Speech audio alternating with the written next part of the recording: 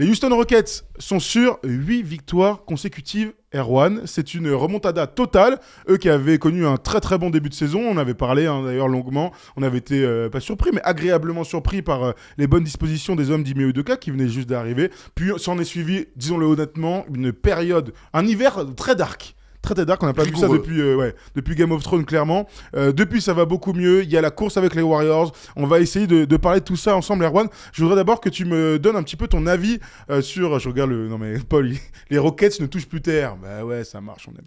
Je voudrais avoir ton avis un petit peu global sur cette magnifique série face à des adversaires réputés un petit peu moins faibles mais qui a le mérite d'exister pour s'offrir une belle fin de saison. Exactement, déjà c'est ça, t'as raison, c'est cool, ils s'offrent une belle fin de saison. Ils sont complètement dans ce run pour aller accrocher le play-in, ce qui serait une énorme progression par rapport à cette équipe qui n'a pas vu les playoffs depuis le départ de James Harden. Et en ça, c'est cool de s'offrir déjà un enjeu sur cette petite dizaine de matchs qui reste à faire et mettre la pression sur les Warriors. Et puis j'aime les équipes qui progressent, les équipes qui bossent bien. Donc l'arrivée d'Ime Udoka. Et dès sa première année, il y a une touche, il y a une patte Ime Udoka. Et elle se traduit par l'arrivée de joueurs pendant l'été. Donc ça a bien bossé dans les bureaux. Et puis elle se traduit par la progression d'un groupe. On a vu Alperen Sengun toute la saison progresser, être très fort, devenir un top pivot NBA derrière les deux monstres, 3 si on rajoute Sabonis. Et puis on voit des jeunes aussi qu'on a vus il y a un an et demi à New York, on les avait trouvés certes avec des qualités mais complètement à l'envers, comprenaient rien au jeu. Mais là je vois des gens qui progressent, donc voilà, j'aime voir comme ça quand des équipes bossent bien, quand des équipes progressent. Et progressent, t'as raison, dans le jeu, dans l'impression visuelle et puis aussi dans les résultats purs. Depuis le départ de James Harden, donc c'était en 2020, s'en est suivi une saison à 17 sous Stephen Silas, d'ailleurs 3 saisons, 17, 20 et 22, c'est pas le numéro du loto malheureusement, c'est le nombre de victoires. Et ce qui n'est pas beaucoup, arrivé du Doka, ils sont déjà à 35 victoires, et d'ailleurs bilan équilibré aujourd'hui, 35-35, c'est une très bonne chose pour cette fin de saison. On va bien sûr rentrer ensemble dans les détails, ce qui nous plaît peut-être un petit peu moins. La première chose qu'on peut raconter, c'est que c'est une équipe qui défend, 7e au rating, et depuis que ça va beaucoup mieux, depuis l'All-Star Game, là on va aller grosso modo le All-Star Game, c'est une équipe que l'on voit avec des vrais principes défensifs. En même temps, j'aime bien, et je te le dis souvent, quand il y a un coach offensif ou défensif qui arrive, on voit un impact. On l'a vu à Boston, Joe Mazzulla, c'est un coach offensif, et on voit une équipe qui joue bien au basket. Et les Rockets, quel que soit les line-up, c'est une équipe qui défend et qui donc te permet d'avoir des fins de match. Ouais, ils ont des joueurs pour défendre, mais il y a une vraie philosophie. Alors moi j'aime bien Van Vliet, qui est un très bon défenseur, un peu sous-coté ou oublié en tout cas par moment, mais qui est un défenseur solide. Dylan Brooks qui donne le là terriblement, et ils emmènent ces deux vétérans un petit peu de l'équipe, ils emmènent, je trouve, tout le monde avec eux. Ils ont des bons principes défensifs, on voit des rotations, on voit des joueurs disciplinés. Il n'y a pas que des bons défenseurs sur l'homme, mais par contre tout le monde est dans les rotations. Je trouve que tout le monde est discipliné dans les attitudes, à l'opposé de la balle. On vient donner les pas d'aide qu'il faut, on vient fermer d'un coup, et hop, et s'il y a l'aide de l'aide, on va faire... Voilà, je vois des gens, une équipe qui bosse bien et qui est disciplinée collectivement déjà défensivement. Ça marche aussi comme ça. C'est pas que arriver, se mettre du Synthol dans les yeux et défendre avec les yeux injectés de sang. Allez, tu vois. On se donne à 120% en défense. Voilà. Aujourd'hui, on n'est pas 100%, on est à 120%. Voilà, on n'est pas dans ce genre de discours de merde à la coach Carter. Et on vient faire Samuel Jackson dans cette discussion improbable. On est sur une vraie philosophie défensive et qui est bien appliquée. On est d'abord fort sur l'homme évidemment, mais on est bon aussi dans les rotations collectives. Ça, c'est important pour être une bonne défense. C'est vrai que dans la progression collective, il y a quand même ce truc de... On voit une équipe qui adhère à un projet et à un discours de coach. C'est déjà ça la première progression pour cette franchise. C'est la première pierre à mettre sur un clairement. projet, c'est adhérer à un discours. Après, Ime Udoka, certes, il y a eu son départ un peu sulfureux du côté de Boston, mais c'est quand même un mec qui a fait beaucoup d'assistanat auprès des plus grands coachs et qui finalement a fait du super boulot avec Boston dès sa première année, on s'en souvient. Il les avait amenés en finale. Et mine de rien, c'est encore un jeune coach, mais qui a beaucoup d'expérience. Oui. Il est arrivé et tout de suite, clairement. Il n'est pas venu là en se disant j'ai 3-4 ans de fenêtre. Non, c'est un mec qui est très ambitieux. Je trouve qu'il a transmis cette ambition aussi à ce roster. S'il y a des fans des Rockets, bien sûr, écrivez ou appelez-nous, on va en discuter. Bon, et on est obligé de parler d'un mec quand même. Eh oui. Et c'est normal, on aime la NBA parce que c'est une ligue de joueurs. Là, on dit que l'Euroleague, par exemple, c'est une ligue de coach où les gens restent très longtemps. La NCAA aussi est une ligue de coach. Surtout la NCAA, encore plus. Les gens restent 15-20 ans, ont les plus gros salaires, etc. La NBA est une ligue de joueurs et il y a un mec qui est exceptionnel sur cette fameuse série, c'est bien sûr Jalen Green, qui a été élu joueur de la semaine la semaine dernière, et qui, sur les 12 derniers matchs, est à 28 points par match. On lui a reproché son inconsistance, de jeune joueur, il a 21 ans. On lui a reproché son irrégularité, même dans cette saison, où le premier perdant, entre guillemets, de l'avènement de Sengun sur le jeu offensif et sur le jeu placé, c'est Jalen Green, qui était à 22 points l'année dernière, qui est pour l'instant sous les 20 points, à 19 et quelques, mais qui est en train de remonter en flèche. On lui a reproché aussi ses pourcentages assez bas, c'est 42% au global. Là, sur cette série, il est à plus de 50% au tir au global et 40% à 3 points. On voit un mec en plein badin, comme tu dis, pleine progression. Ime Udoka a dit en conférence de presse après un match où il a mis 42 face au Jazz, il a dit il y a eu un déclic. Et quand on va jouer Jalen Green, c'est la sensation qu'on a, c'est qu'il y a eu un déclic. Sur le mois de mars, là, il est exceptionnel. Il est quasiment à 28 points par match. Après, on sait qu'il a des qualités intrinsèques pour être un vrai bel arrière, scoreur, athlétique. Ça va très vite, capable de shooter. Mais comme tu l'as dit, c'était trouver de la consistance, de la régularité. Mais on sait que c'est le plus dur en NBA. C'est le plus dur encore chez un jeune joueur. On rappelle, c'est que sa 3e saison en NBA.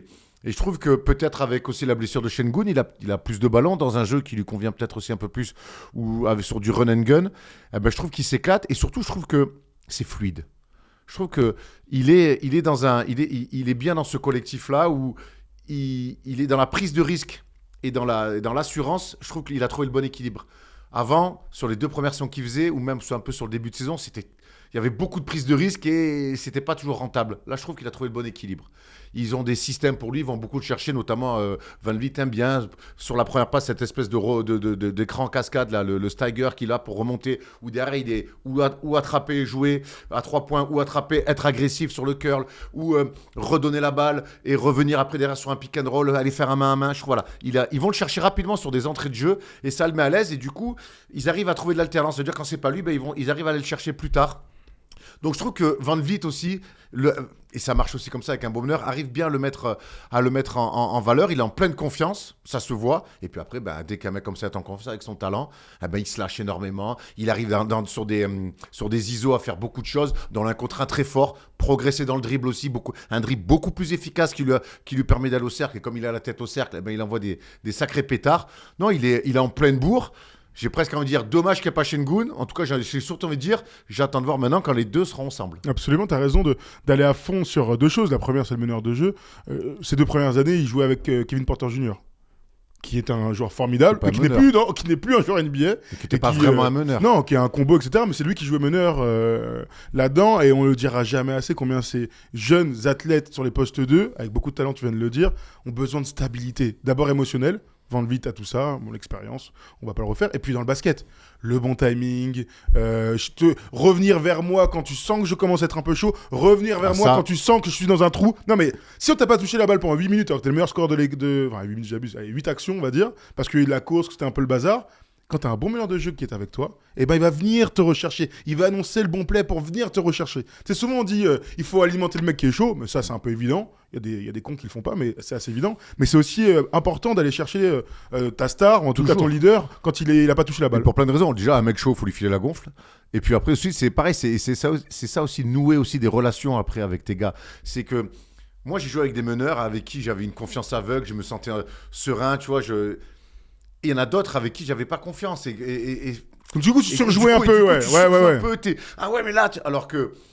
Et c'est pas qu'une histoire de bon ou pas bon meneur, que pas ou pas bon joueur, c'est un bon meneur. Quand tu joues avec un bon meneur, tu sais que tu vas avoir les ballons dans le bon timing, ou s'il te la met pas, c'est parce qu'en fait, il pense à autre chose, il sait que. C'est quand même beaucoup plus rassurant pour la tête. Et moi, je reste persuadé que l'apport, de toute façon, c'est ce que les Rockets ont fait, un coach et des vétérans. Et on voit bien l'apport des jeunes, parce qu'on parle de Jalen Green, tu as raison, mais j'espère que par la suite, on parlera aussi de Jalen Smith. Moi, ces gamins. Jabari Smith. Je vois des gamins qui sont en train de devenir des futurs bons basketteurs dans le QI. Et ça, c'était pas toujours fait. Dans ce qu'ils comprennent. Quand on les a vus il y a 1 an et demi à New York, là. La mascarade. Et pourtant, ils avaient des flashs incroyables. Alors, le deuxième truc que tu as cité qui est intéressant, c'est donc le fait qu'il soit très très bon depuis que Sengun s'est blessé. Et je vous vois, hein, vous êtes très nombreux là, à parler dans le chat en disant à un moment donné, peut-être qu'ils vont choisir. Bon, il y a beaucoup d'ironie, hein, bien sûr, entre les deux, parce qu'on n'imagine pas du tout qu'ils doivent choisir entre l'un ou deux au vu du moment du projet. Au contraire, le but, c'est de les associer et qu'ils soient très bons tous les deux. Il n'empêche qu'il y a un truc très concret, c'est que Sengun a été le meilleur joueur cette saison. Il n'y a rien à dire. Sengun est un joueur qu'il faut servir poste bas sur du post-up, demi-terrain, pour qu'il puisse pour qu'on puisse, le collectif, exploiter ses qualités à la Jokic. Donc, des passes D, défoncer des mecs en 1 contre 1, etc., etc. Là où Jalen Green est un joueur qui a besoin d'espace, besoin de course, besoin de pace, le fameux pace dont on parle tout le temps. Donc, c'est aussi normal que lorsqu'il y a le mec qui touche beaucoup la balle à l'intérieur, ce gars-là est blessé et Jalen Green, comme de par hasard, est très très bon parce qu'il y a plus de ballons et que, tu l'as dit tout à l'heure, c'était un jeu qui correspondait un petit peu plus. Qu'est-ce que tu penses de ça et du fait que y en ait un qui profite, là, vraiment à l'instant T, du fait de l'absence de l'autre? Je pense que tout est un équilibre au basket. Et ce qui est bien dans la vie, c'est qu'on peut jouer au basket de différentes manières. Moi, je ne vois que des bonnes choses pour les Rockets avec, je peux même dire, un problème de riche. Il va falloir que Ime Udoka, ça va être son staff, cet été, trouver le juste équilibre pour que Sengun reste Sengun et qu'il continue à progresser, mais que Jalen Green, peut-être, arrive lui aussi à se sentir peut-être un petit peu plus à l'aise, même si la saison qu'il faisait, c'était quand même pas trop mal jusqu'à là, mais là, on le voit vraiment qu'en fait, quand il est numéro 1, option numéro 1, on voit ce qu'il est capable de faire. Ça va être aussi au staff à trouver le bon équilibre pour que les Rockets puissent jouer sur différents types de jeux. Alors, attention, on n'a jamais vu une équipe jouer en marchant avec un joueur et courir comme un fou. Non. Voilà, ça n'existe pas. Tu peux faire les contre-attaques avec un mec qui joue poste bas. Il n'y a pas de souci, t'as raison. Donc, il va falloir trouver un équilibre. Mais de toute façon, quand tu as 2 bons jeux, un arrière, un pivot, bon, on a vu Shaq et Kobe. Bon, mais là, alors, la comparaison, elle est très, très flatteuse, mais... On leur souhaite. Moi, j'ai du mal à croire. Mais de toute façon, dès que tu as 2 bons joueurs dans une équipe, on a toujours ce débat-là. Jalen Brown, Jason Tatum, pendant 3 ans, 4 ans, on a dit est-ce qu'ils ont fait. Hop, maintenant, c'est la meilleure équipe NBA. Ce qui est sûr qu'il y a... Ouais, mais eux, comme c'est sur le même poste, admettons qu'on peut se poser la question, là, ils sont complémentaires sur le papier. Oui, il y a un grand et un petit déjà. Après, il y a un truc j'ai un truc où progresse Jalen Green aussi. Donc, je l'ai dit, c'est son dribble, c'est les lectures de jeu. À voir si les deux peuvent pas aussi développer un jeu de pick and roll à 2 qu'on voit peu finalement. C'est Van Vliet qui joue. Voilà, c'est Van Vliet qui le fait beaucoup, mais à voir si lui peut développer aussi un petit peu ça. Donc, pour moi, il y a encore plein de choses à développer. Et tout ça, pour moi, c'est des bonnes choses. Avec Sengun, il se passe ça. Sans Sengun, on voit que là, certains sont plus à l'aise que d'autres. Donc, voilà. Et cet été, ça va donner des formes de travail et revenir. Moi, je vois une équipe qui va et qui doit progresser avec ces deux-là. Après, quand on a deux superstars ou 2 superstars en devenir, voilà. Bon, après, il faut qu'ils aient envie de jouer ensemble. Pour moi, si des mecs, ils ont envie de jouer ensemble, ça va aller. Garnett, Marbury, ça marchait. C'était 2 super futurs stars. Ils n'ont jamais voulu jouer ensemble. Et dès le début, tu l'as su. Voilà. Ça n'a pas marché. Voilà. Kobe et Shaq, à un moment donné, avant que Kobe veuille tuer le père, ils ont voulu jouer ensemble, ils ont tout arraché. Donc, il y a aussi une volonté, il n'y a pas que le basket, il y a aussi une volonté de vouloir gagner, jouer ensemble. C'est important. C'est ce qu'on disait pour Porzingis, à côté de Luka. Au-delà de tout niveau, c'est que... Il faut que ça matche. Surtout que les mecs, pour 2 stars comme ça. Il faut que les mecs soient un minimum potes. Faut qu'ils aient envie de jouer l'important, de se faire une passe, le plaisir de se passer la balle, de voir l'autre scorer et ainsi de suite. Il y a quelqu'un qui nous dit, je vous prends quelques commentaires, c'est intéressant. Il y a Pierre qui nous dit Jalen Green, c'est surtout des choix de tir plus que douteux. Là, ça rentre, mais dans 10 jours, retour sur le parquet. Alors, apparemment, il est devin, donc c'est très bien, mais s'il veut tirer les cartes. Mais de toute façon, c'est sûr, c'est que là, il est sur un sur-régime, il fait un mois extraordinaire. Le but, c'est qu'un jour, ce mec-là arrive à faire ça sur une saison. Après, c'est sa 3e année, c'est encore un jeune joueur qui n'est pas passé par la fac, qui est très vite allé avec l'Ignite. Ouais. Donc, c'est des mecs qui ont eu du talent très jeune, qu'on a balancé tout de suite dans un milieu pro en disant vas-y, c'est toi qui dois marquer des paniers. Il y a un apprentissage, je crois qu'il est aujourd'hui dans un bon environnement, il a enfin un bon coach. On rappelle que commencer sa carrière NBA quand tu es un jeune joueur comme ça, qu'il faut polir et que tu as Stephen Silas, c'est quand même, c'est que tu te mets quand même une balle dans le pied si c'est pas dans le genou. Donc... Non, moi je suis très rassuré parce que je vois sur la régularité qu'il arrive à avoir sur quelques semaines et sur les flashs qu'il a. Après, c'est un athlète exceptionnel, c'est un avion de chasse. Et quand je parlais tout à l'heure de la discipline défensive, c'est pas le meilleur sur l'homme. Par contre, je vous invite à regarder ceux qui ne regardent pas les Rockets. Regardez à l'opposé, comme il est concentré, comme il tient ses joueurs, comme il est appliqué dans les rotations. Ça, pour moi, c'est des signes qui me font dire qu'il est dans ce projet-là. Ok, on va ouvrir d'autres débats parce qu'il y a beaucoup de choses à dire. On peut parler de Dillon Brooks par exemple, qui est l'âme de cette équipe sans aucun doute, toujours prêt à protéger les petits frères. On l'a vu. Raison. Attends, DeRozan, il a failli encore blesser Jalen Green. Merde. Qu'est-ce qui lui arrive à DeRozan? C'est un mauvais road trip apparemment pour Demar. On a été très surpris qu'un de ces gars, un des vétérans de l'équipe, déboule pour protéger l'un des petits. Il y a aucun souci avec ça. Il a été exclu. J'étais abusé. Il aurait dû avoir flagrant 2 pour DeRozan, lui flagrant 1. Tu dis plus jamais, tu fais ça. Mais ouais, tu le laisses sur le terrain. C'est un mec qui protège. Bon. Admettons. En tout cas, c'est l'âme de l'équipe. On sent que c'est lui qui... c'est leur Draymond Green, alors à leur échelle, bien sûr. Mais c'est sûrement pas le meilleur joueur. Encore que son adresse est exceptionnelle cette saison. C'est pas leur meilleur joueur. C'est pas le pire, en tout cas. Alors, l'avantage, c'est qu'ils sont 15 et qu'il y a plein... T'imagines, t'es soit le meilleur, soit le pire. Putain, relou. Il est magnifique, mais c'est surtout pour dire que je voulais qu'on parle des jeunes joueurs et du changement de Sengun. Tu voulais qu'on parle de Jabari Smith? On se le garde un petit peu plus tard. On va surtout parler d'Amen Thompson, qui est le grand bénéficiaire, en tout cas en termes de temps de jeu. Amen. De la blessure de Alperen Sengun. Donc, ils se sont dit, en tout cas, il s'est dit, comment on va faire pour remplacer Sengun? Bon, on peut pas. Et si on faisait jouer l'un des jumeaux Thompson, drafté 4 à la dernière draft, qui vit une saison rookie très compliquée en termes de blessures, ils l'ont jamais installé, ça a été vraiment difficile pour lui, sachant que c'est un meneur arrière qui peut porter la balle et tout. La balle des fois, ouais. Bah bien sûr, il a été drafté comme ça. Là où son frère jumeau est vraiment un ailier solide 3-4, défenseur, contreur, rebondeur, etc., qui peut pas mettre un tir, lui c'est censé être un mec qui a un peu plus de talent, dribble, plus talentueux. Voilà, qui peut toujours pas mettre un tir, mais voilà. Et du coup c'est lui qui joue pivot. Il joue pivot. Alors d'ailleurs, on peut vous le dire, mais jeudi on va faire une palette autour de Amen Thompson. On va déjà commencer à en parler. Moi je suis toujours surpris quand il y a des coups de coach comme ça, parce que Jock Landale, qui lui aussi est un bénéficiaire, sort du banc et il a plus un profil pour jouer pivot en NBA. Ouais, mais ils veulent commencer en mettant du rythme. Ils veulent courir. Là, au bout d'un moment, il n'y a pas Sengun. Ils ont une équipe jeune, ils ont une équipe d'athlètes incroyable et ils veulent mettre du rythme. Et tout le monde s'y retrouve. Tout le monde s'y retrouve. Et je pense que, encore une fois, c'est un coup de coach, mais c'est pas un coup de coach Blair pour faire parler. Il y a une forme de logique là-dedans. Alors, c'est vite dit quand tu fais jouer un rookie poste 2, 3 pivots. 2 pivots. Quand tu le fais jouer pivot, évidemment que... Mais je trouve qu'il y a une forme de logique par le pace qu'ils mettent, par la course qu'ils mettent. Et encore une fois, ça commence par cette discipline défensive. Tout le monde peut défendre sur tout le monde. À part Van Vliet, ça change quasiment sur tout chez les starters. Parce que Green, Jabari Smith, Thompson, tout ça, et Dillon Brooks. C'est que des ailiers. C'est que des ailiers. Donc tu peux changer sur tout. Ils changent de manière très agressive. Et du coup, derrière, ça galope. Tout le monde joue le rebond.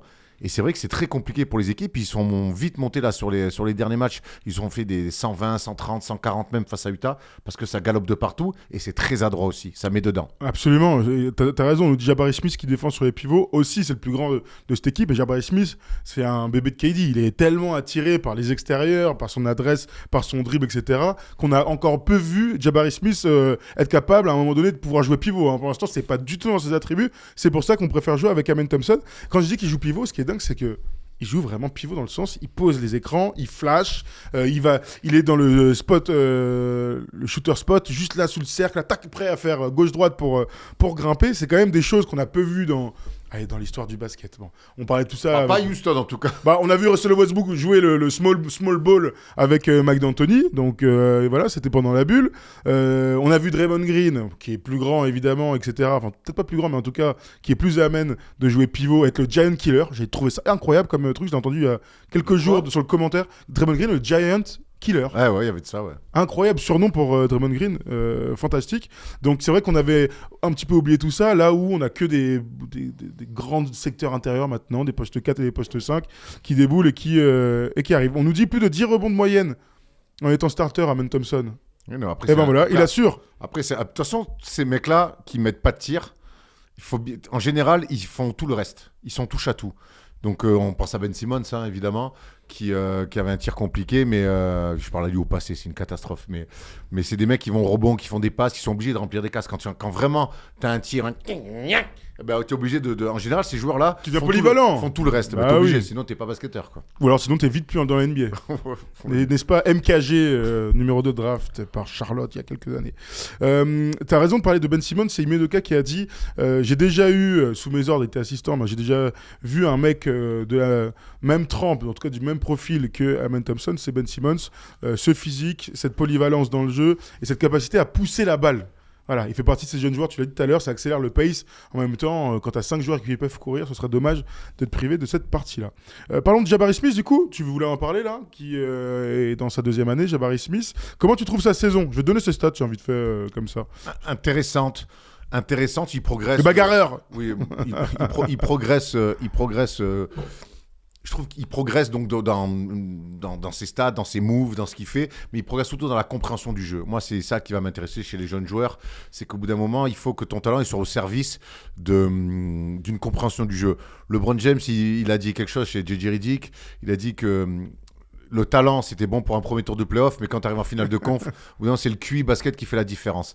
Et j'ai adoré ce qu'il a dit, et forcément, quand je vois des joueurs qui comprennent le jeu, ça me rassure pour la suite. Et je trouve que Houston, tu vois, en une intersaison, ils ont réussi à faire un switch et offrir à leurs jeunes enfin un vrai cadre pour progresser. Et honnêtement, c'est une équipe qui est cool. Et Jabari Smith, il peut s'insérer là-dedans. Alors oui, Sengun est en place.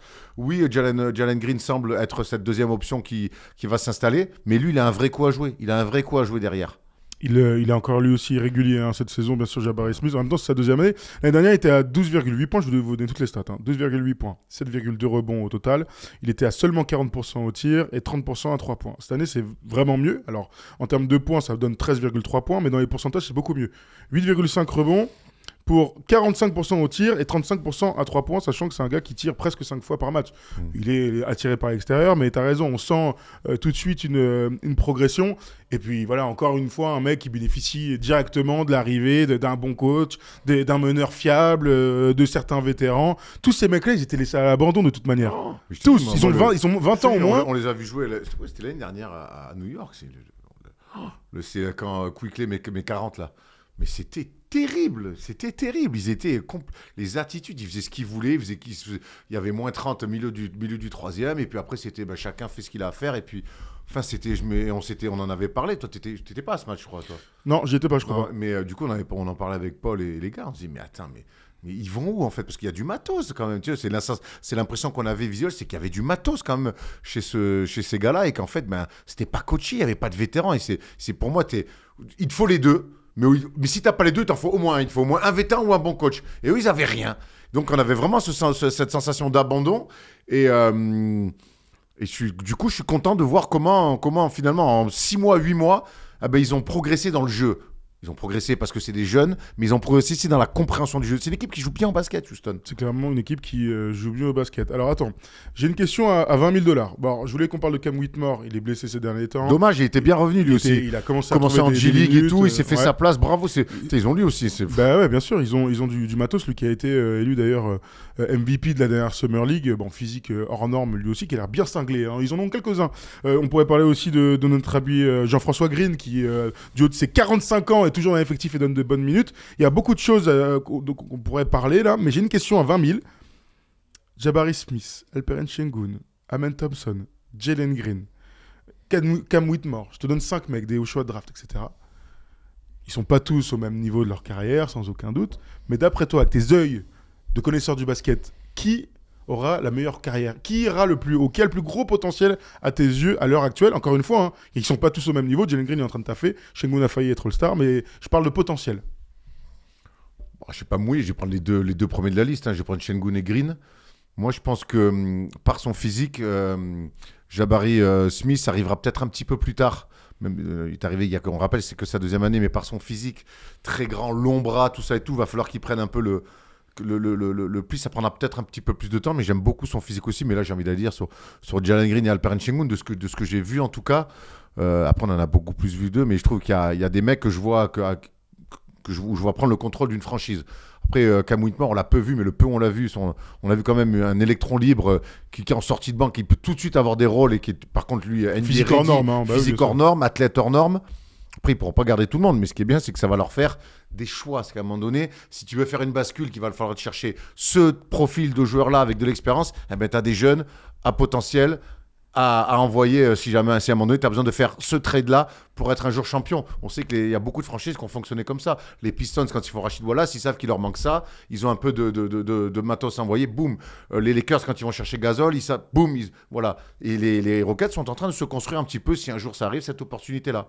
Très bien. On revient donc à cette saison. On va accueillir un auditeur. Le premier de la soirée, c'est Evan qui nous a appelé via Discord et qui a envie de parler des Houston Rockets. On va se replacer maintenant dans la course au play-in, donc ça va être passionnant. Salut Evan. Bonsoir. Salut Evan. Ça va, tranquille? Vous allez bien? Ouais, on est là, tu connais. Tout roule. Tu nous as écouté parler des Rockets? Tout à fait, tout à fait. Alors dis-nous un petit peu, là, après tout ce qu'on a dit, qu'est-ce qui en ressort d'après toi, Jalen Green, la série de victoires, raconte-nous tout. Alors déjà, je rejoins complètement Erwan sur ce qu'il venait de dire au sujet de Jalen Green et Sengun. Cette année, franchement, on a des garanties sur leur production. Ça c'est pas la question. Mais franchement, moi, je pense qu'on va être objectif, mais cette fin d'année, je les vois pas aller dans le play-in parce que voilà, les Warriors, les Lakers, bah, je les vois quand même sur la fin de saison plus réguliers, quoi. Parce que là, voilà, la blessure de Sengun, c'est quand même.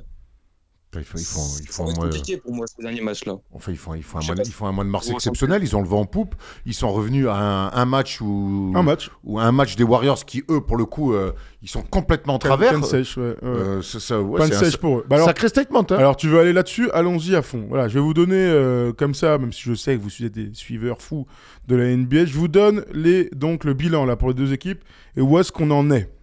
Donc, vous savez que le play-in c'est de 7 à 10, bien sûr, que les Warriors sont détachés là par rapport aux Lakers. Leur bilan, 36 victoires pour 34 défaites. Les Houston Rockets sont à 35-35. Donc ils sont sur 8 victoires d'affilée, ils enchaînent. Les Warriors ont perdu 2 matchs là, de suite eux aussi. Donc clairement une équipe qui a une dynamique folle, celle des Houston Rockets, qui commence à y croire. Certes, dans les 8 matchs, il y avait des équipes plus ou moins faciles, je vais vous les donner quand même pour être... Ils ont joué 2 fois Utah. je te donne tout ça, regarde, tout de suite sur la série Ils de ont 8 joué victoires. Chicago. Ah donc, c'est ça alors, le Jazz, les Bulls, les Wizards, les Cavs, les Wizards, les Spurs, ils ont battu les Kings, ils ont battu les Blazers. Voilà, c'est leur belle série de 8 victoires d'affilée. Donc ils ont leur calendrier, ça leur permettrait de se replacer. Sachez juste comme ça qu'il y a un Warriors Rockets. Mais oui, voilà. Hey, le 5 avril, on est le 25 mars. Hein. Ils jouent contre les Mavs, contre les Wolves, bon courage les Rockets, hein, et contre les Warriors. Ça te donne pas envie d'y croire, Evan, à un éventuel, une remontada là, sur la 10e place. Bah, on a tous envie d'y croire, je pense, quand même, pour bah, voilà, avoir une belle fin de saison, comme déjà c'est le cas de partout à l'Ouest, on est bien d'accord. Mais bah, quand même, ouais, les Warriors, là, ça va être supérieur, je sens. On a vu Curry qui a été géré récemment, comme on a vu hier Steve Kerr qui en a parlé dans une interview, je crois. Voilà, il a géré. Et là, sur le dernier match, je pense qu'au niveau du temps de jeu, ça va être conséquent. Et Curry, qui avec un bon temps de jeu, ça va gagner.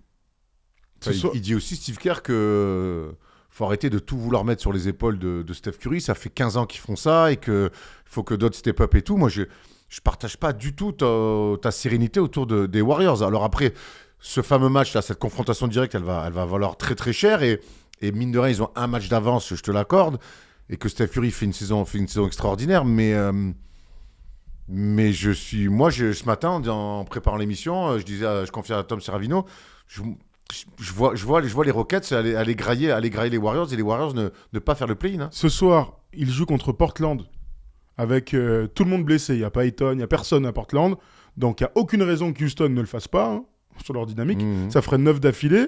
36-35, sont à 36-34 les autres. Je vous donne vite fait les Warriors, leur calendrier, parce que j'entends ce que tu dis, mais moi franchement, si les fans des Rockets, dont fait partie Tom d'ailleurs, n'y croient pas, je comprends plus rien. Eux, ils vont jouer contre le Heat, ils vont à Miami. Hein. Ils partent dans un road trip à l'Est même, je vais vous dire. Ils vont jouer à Miami, à Orlando, à Charlotte. Ensuite, ils vont à San Antonio et ils reçoivent les Mavs avant le Rockets Warriors. Je vous mets cette cote-là. Je vous la mets comme ça parce que sur Winamax, maintenant, on peut parier sur qui va aller en playoff. Enfin, en tout cas, playoff, oui ou non. Donc, c'est passionnant. Regardez cette cote, elle est dingue. Les Rockets qui se qualifient pour les playoffs, regardez, c'est en bas à droite. Ils sont à 15. Donc, ils se qualifient pour les playoffs. Donc, non seulement ils vont au play-in, et en plus, ils se qualifient donc face aux soit Suns, soit Mavs, soit Kings, soit Lakers, soit Warriors. Donc grosse cote. Mais regardez par la différence avec les Warriors. Elle est dingue. Les Warriors, il y a de vraies chances qu'ils y aillent. Bon, pourquoi pas. Les Rockets, personne n'y croit. En tout cas, les bookmakers n'ont aucun doute sur le fait, enfin, en tout cas, très peu de doute sur le fait qu'ils puissent y arriver. Alors, les playoffs, c'est peut-être un peu trop, mais Erwan, toi, tu es convaincu qu'ils vont le faire? Qu'ils vont passer les Warriors? Bah, convaincu, c'est compliqué de l'être. Ça se joue toujours à peu de choses. En tout cas, je le sens comme ça. Je le sens comme ça. La dynamique, certes, avec un calendrier très favorable ces dernières semaines, mais je le sens comme ça. Et puis, alors, il y a eux qui me rassurent dans ce qu'ils font, même sans Şengün. Et il y a les Warriors que je trouve complètement à la ramasse, que ça soit sur et en dehors du terrain, par les déclarations de certains. Non, moi j'ai envie d'y croire. Alors pour moi, le Warriors, le Warriors de Rockets, ça sera le début des playoffs pour les Rockets en fait. C'est là. Celui-là, si tu le prends et qu'après tu arrives à faire un petit coup face aux Mavs ou face aux Wolves qui enchaînent, hein, les Wolves d'ailleurs, même sans Karl Anthony Towns. Tout à fait, ils sont très bien. Voilà. Contrairement aux Clippers, qui sont catastrophiques. Donc voilà, moi je pense qu'ils vont le faire, hein, Houston. Tu voulais dire un truc, Evan? Oui, excusez-moi. Franchement, je pense juste que vraiment à l'expérience sur les derniers matchs, ça peut le faire pour les Warriors. On sait très bien que dans les moments cruciaux, ça se concentre, ça joue très fort et voilà, peut-être qu'après c'est plus les Warriors d'il y a quelques années. Hein, on est bien L'expérience des d'accord, Warriors, c'est dur d'aller contre toi. C'est dur d'aller contre, évidemment. Sur l'argument entre Houston et les Warriors, l'expérience c'est côté Warriors. Mais jusqu'à quand? Jusqu'à quand cette fameuse expérience qui est énorme, hein, t'as raison. Jusqu'à quand elle va leur permettre de passer entre les gouttes? À un moment donné, cette année, hein, à un moment donné, tu passes plus entre les gouttes. En tout cas, ils y passent de moins en moins. Et la sanction, elle va vraiment tomber. Frappe! Et ça sera fin de saison en avril. Donc, pourquoi pas cette année? Les fins sont toujours vilaines. Hein. Sachez C'est que vrai que ça leur arriverait cette année, ça ferait poser des grosses questions et peut-être que il y aurait des choses qui changeraient l'année prochaine. Peut-être vaudrait mieux passer par là. Ah, bien sûr, t'as raison. Sachez, petite info, hein, que les Warriors ont le tiebreaker, puisqu'ils ont gagné 2 des 3 matchs de cette saison face aux Rockets. Donc même si les Rockets gagnaient ce Donc, troisième il leur faut un match d'avance. il leur faut un match d'avance. Donc Donc, qui est ils tout sont, à fait possible. Moi, ça me fait penser à un truc. Hein. Alors, c'est pas du tout le même projet et tout, mais ça me fait penser au Thunder de l'année dernière. C'est-à-dire que faire une 10e place, c'était un truc de ouf. On avait tous été conquis par la fin de saison, ils avaient joué le truc jusqu'au bout. Tu perds en play-in. Normal, les autres équipes sont tellement mieux équipées, tu vois, il n'y a rien à dire. En revanche, ça te permet de bien finir la saison et de bien bosser sur l'intersaison. Et donc alors, c'est clairement pas la même équipe, bien sûr, évidemment, mais en tout cas, leur but, c'est d'être dans les 8 à un moment donné. Enfin, quand je dis à un moment donné, c'est l'année prochaine. Cette année, ok, tu finis peut-être 11 ou 10, mais l'année prochaine, tu dois être dans les 8. Vous avez vu cette rumeur qui est passée cette saison, comme quoi les Rockets avaient proposé un trade aux Nets, et que dans ce trade, il y avait Michael Bridges contre Jalen Green, entre autres, hein, bien sûr.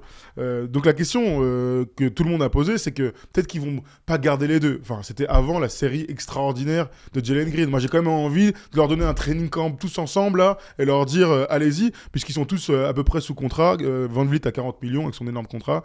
Dylan Brooks a un bon contrat, et puis derrière, bon, c'est un peu disparate. Quand on a tous vu ce truc-là, on s'est dit pourquoi pas sur le moment. Là, en tout cas, j'ai l'impression qu'on est, on est moins dans le même truc, quoi, dans la même équation. Quand on voit la forme actuelle de Jalen Green et quand on voit la saison de Michael Bridges, bon, effectivement, ils ont bien fait de dire non. Oh la vache, mais tu m'étonnes. Enfin, c'est les Nets. Enfin, les Nets auraient dû dire oui plutôt. Ouais, mais bon, ça marche pas comme ça. Heureusement que ça marche pas comme ça. T'imagines on jugeait les mecs pour le qui coup, sortent Jalen quelques Green, matchs. tu le fous dans le bordel des Nets. Je suis pas Avec sûr. Cam Thomas. Ouais. Bien. Je suis pas sûr qu'il fasse ce qu'il fait là. Bon, très bien. Merci Evan de nous avoir appelé. Merci à vous. J'avais un dernier truc à dire. Oui, vas-y. Franchement, je vous remercie. C'est grâce à vous que j'ai découvert Sport US Travel et je suis parti à Los Angeles avec eux en 2019. Donc franchement, merci. Eh ben, merci Super. à toi. Et pour tous ceux qui se posent la question de suivre la NBA, on ne le dira jamais assez, mais la suite logique, une fois qu'on a regardé des highlights, qu'on a joué à 2K, qu'on a pris le League Pass pour regarder tous les matchs, Qu'on regarde First Team toutes les semaines. qu'on regarde exactement First Team toutes les semaines pour rester informé et avoir des opinions basket, le truc suivant, c'est d'aller sur place et passer par Spurs Travel. C'est l'assurance d'être tranquille déjà, hein, de t'occuper de rien, mais surtout d'avoir des fun expériences exceptionnelles. Cette année, on a joué pendant 1 heure sur le parquet du Chase Center, n'importe quoi, du Barclays Center de Brooklyn. C'est quand même des moments extraordinaires entre les potes que tu te fais pendant le voyage et puis la découverte des États-Unis. Je suis sûr, Evan, que tu as kiffé la ville de Los Angeles. Franchement, j'ai fait une photo avec Batum, j'ai vu Kawhi Leonard. Ah, mais t'étais là, on y était à ce voyage alors. De quoi? On y était à ce voyage avec Nico Batum. Cette année, on l'a pas fait. En 2019. Octobre 2019, je me sens pas, non, ça m'aurait marqué. Ah, ok. 2019, je sais pas. Je sais pas, non, je crois pas. Bon, pas grave. Et franchement, c'était super avec un petit rooftop sur le toit de l'hôtel. Non, franchement, t'inquiète. Comment il s'appelle l'hôtel déjà? Le Friend Hotel. Très bon rooftop. Voilà, exactement. C'est ça. T'inquiète, on En connaît. tout cas, si vous voulez faire comme Evan, vous savez où ça se passe. C'est sur Sport US Travel. Merci à toi, Evan. Allez, bonne soirée. Salut, Evan. Bonne soirée. Bon, alors du coup, moi, je n'ai pas donné mon avis, mais moi, je crois qu'ils vont le faire, hein, les Rockets. Ah oui, voilà, on est d'accord. Ah, moi, je pense qu'ils vont le faire. Ils vont le faire. Ils vont finir 10e. Ce sera l'occasion pour arrêter les choses aux Warriors. Parce que par ricochet, on parle des Rockets, on pense toujours aux Warriors et c'est normal. Il est temps qu'il se passe un truc grave. Être 11e quand tu as la plus grosse masse salariale de tous les temps, que tu as une salle extraordinaire, que tu as une dynastie et Champion il y a 2 ans. Champion il y a 2 ans. Si derrière tu fais pas des trucs et tu prends pas un virage drastique, c'est que t'as pas envie de le faire. Et parfois de vivoter, gagner, se qualifier ric-rac, et ça permet pas de prendre de grosses décisions. Des fois tu sauves les meubles, en fait tu sauves rien du tout. Tout à fait. Donc, une 11e place. Les Mavs l'ont fait l'année dernière. Donc, bon, écoute, tout est possible dans cette NBA. Tu peux passer de nul à au top du top. Voilà pour les Houston Rockets. On suivra bien sûr cette fin de saison parce que ça nous passionne et que, mine de rien, encore une fois, la NBA réussit son truc du play-in parce que ça relance des trucs. Avant, 8, 9, 10, là, enfin 10e en général, ils s'en avaient pas crête. On était là, play-in, c'est lourd. Ah ouais, play-in, c'est lourd. Il y a 5 ans, t'étais 10e, maintenant t'es allé aux champignons, Chalos, hein, tranquille. Bah, ils étaient, le but, c'est d'avoir le meilleur choix de draft pour l'année d'après. Ouais, donc là, le but, c'est quand même de gagner des matchs. Et c'est ce qu'on aime, c'était l'intention de la NBA. Voilà pour les Rockets.